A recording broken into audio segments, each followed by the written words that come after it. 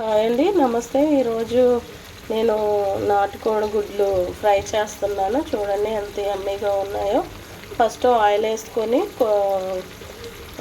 కరివేపాకు వేసుకొని తర్వాత ఒక ఆనియన్ ఒక చిల్లీ వేసుకొని తర్వాత ఇవి వేసుకున్నాను.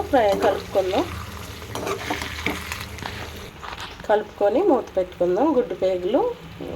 గుడ్లు చూడండి ఇంతవరకు కుక్ అయ్యాక ఉప్పు, కారం, పసుపు వేసేసుకొని కలుపుకుందాం.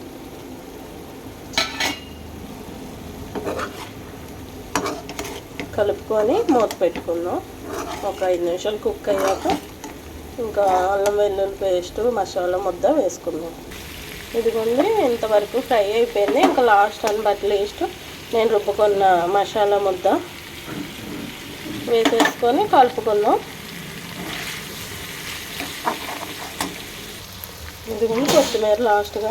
ఈ షార్ట్ నచ్చితే మీరు లైక్ చేయండి, షేర్ చేయండి, కామెంట్ చేయండి అండ్ సబ్స్క్రైబ్ చేయండి. Thanks for watching. Bye bye.